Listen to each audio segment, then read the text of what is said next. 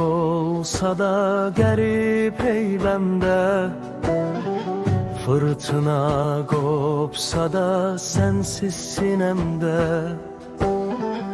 dizlərim taqətdən düşsə də bir gün, bağrımda köz ilə gecəni yarıb gələrəm.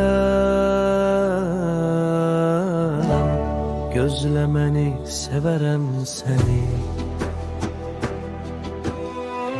Uzaq yaxın olar yol sevən üçün, dağda eylərmiş dönməyən üçün.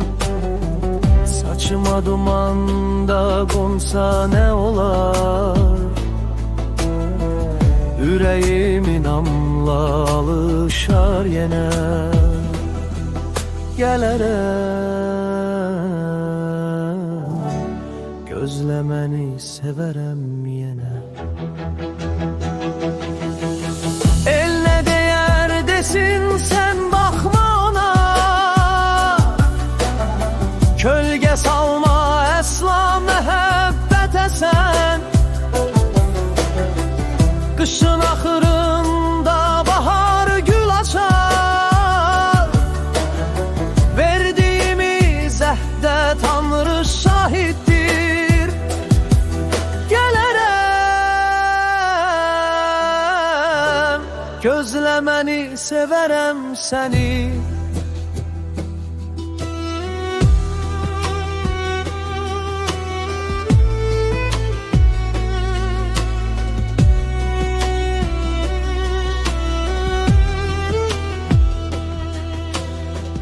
Bəlkə xırman vaxtı qızılar fıx, bəlkə cəmrə düşər axar sulara. Bir şaxtalı gecə ulduz axanda, əlimdə qızıl gül, qucaqda budaq. Gələrəm, gözləməni sevərəm səni. Yollar bağlansa da əngəl çıxada, verdiyim bu əhdin haqqı var məncə. Keçərəm selləri, aşaram dağı, azığım bir tikə çörək, bir tas su. Gələrəm, gözləməni sevərəm səni.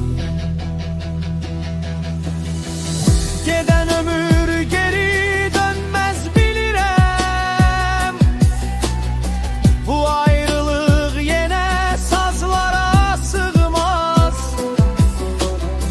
Torpaqda şahid olsun pak sevgimize, son nəfəsiməcən adın dilimdə.